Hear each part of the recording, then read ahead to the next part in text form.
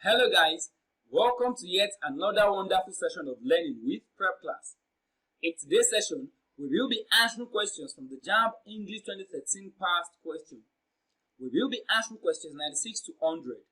Remember, the purpose of this session is to help you prepare for your forthcoming Jamb examination. So without wasting much time, kindly subscribe to this channel, turn on the post notification so you can be notified whenever we upload any new content.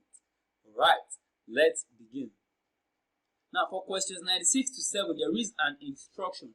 In the previous video, we answered questions 95. So in this video, we will continue from 96. So for questions 96 to 97, there is an instruction. The instruction reads, in each of the questions 96 to 97, yes, because we already answered question 95 in the last video. So in each of the questions 96 to 97, choose the most appropriate stress pattern from the options. The stressed syllables are written in capital letters. Question 96, international. International. So we have to select the option that shows the correct placement of stress on the word international. Option A, the stress falls on the first syllable, in. Option B, the stress falls on the second syllable, ter. Option C, the stress falls on the third syllable, na. Option D, the stress falls on the fourth syllable, shun. So which of these options shows the correct placement of stress on the word international? Now, to get the syllable that receives the stress on the particular word, a correct pronunciation of the word is important. Because when you correctly pronounce a word, the word that is pronounced louder and longer receives the stress. So international is pronounced and broken down into syllables as international. Now receives the stress. It is pronounced louder and longer. International. International. So when you pronounce international, you can hear that na is pronounced louder and longer. So the answer to this question is option C. The third syllable na receives the stress in international. Alright. Moving on, question 97. Remember, we are to select the option that shows the correct placement of stress on the word information. The word we have in question 97 is information. So which option shows the correct placement of stress on the word information? Option A, for receives the stress, which is the second syllable. Option B, in receives the stress, which is the first syllable. Option C, may receives the stress, which is the third syllable. Option D, shun receives the stress, which is the last syllable. Now, to get the syllable that receives the stress on the particular word, a correct pronunciation of the word is important. When you correctly pronounce a word, you can hear clearly the stressed syllable.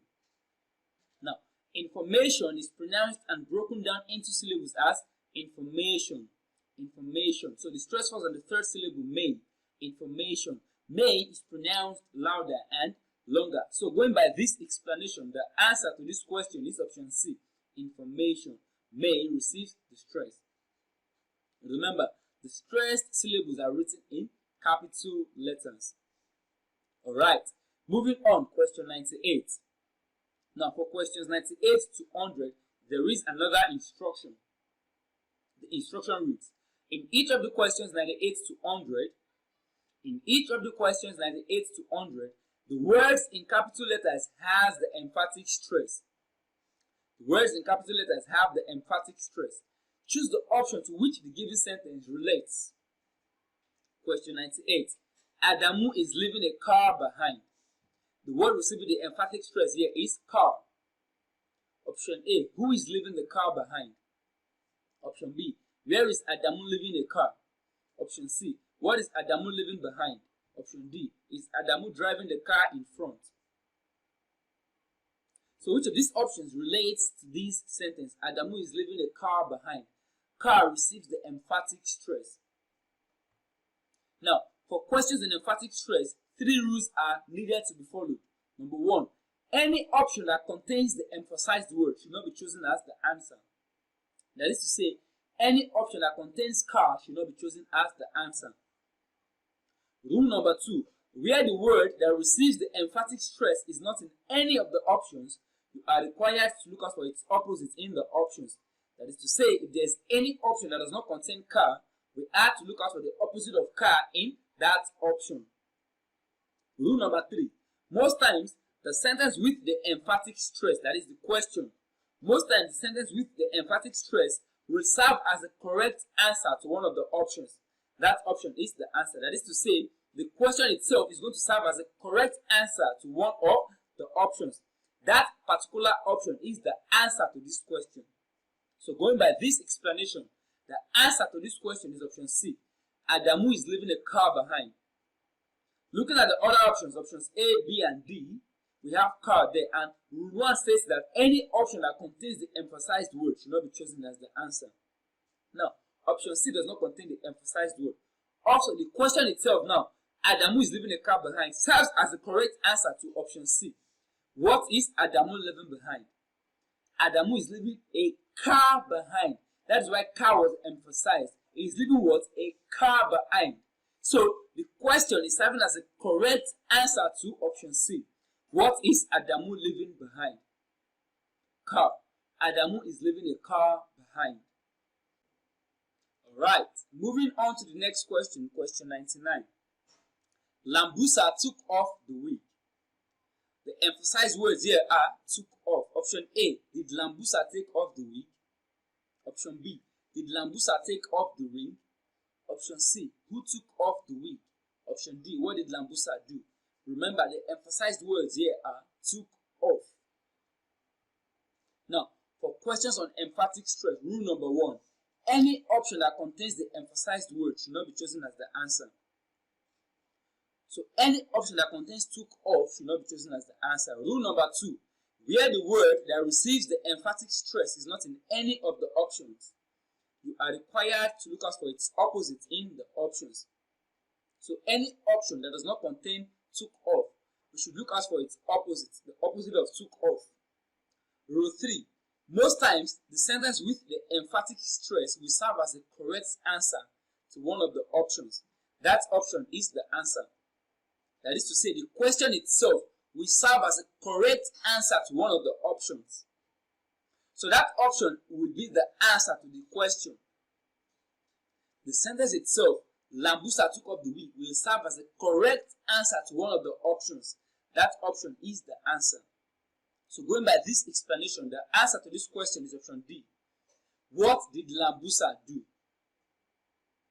Lambusa took off. Emphasis on took off. What did Lambusa do? She took off the wig. So the answer is option D. Lambusa took off the wig. What did Lambusa do? Now, the question is serving as a correct answer to option D. Lambusa took off the wig. Options A, B, and C have a form of took off. So we cannot select any of them as the answer to this question. Lambusa took off the wig. The emphasized words are took off. Option D. What did Lambusa do? Lambusa took off the wig. What she did was she took off the wig. So the answer is option D. Alright. Moving on. Question 100. The bed is in the room. The bed is in the room. The emphasized word here is in. Option A. What is in the room? Option B. Where is the bed? Option C. Is the bed in the parlor? Option D. What is in the parlor? Remember, rule 1. Any option that contains the emphasized word should not be chosen as the answer. So, any option that contains in should not be chosen as the answer. Rule number 2. Where the word that receives the emphatic stress is not in any of the options, you are required to look out for its opposite in the options. Rule number 3. Most times, the sentence with the emphatic stress, that is the question, will serve as a correct answer to one of the options. That option is the answer. So, going by this explanation, the answer to this question is option B. The bed is in the room. Where is the bed? Where is the bed? Other options, options A, C, and D, contain in the emphasized word, so they cannot be the answer to this question. Also, the question itself, the bed is in the room, is serving as a correct answer to option B. Where is the bed? The bed is in the room. In the room. That is why in was emphasized. In tells us the location of the bed, where the bed can be found. The bed is in the room. Where is the bed? The bed is in the room. not in the parlor. It is in the room. In the room, not outside the room, not beside the room, not above the room, not below the room. It is in the room. Alright. And with that, we've come to the end of this wonderful session. Please do not forget to subscribe to this channel. If you enjoyed this video, click on the like button. Do not forget to drop your questions in the comment section. Also, share this content with your friends and loved ones. You can as well check us out on WhatsApp. Check for the link to our WhatsApp group in the description of this video. Thank you for your time. Enjoy the rest of your day.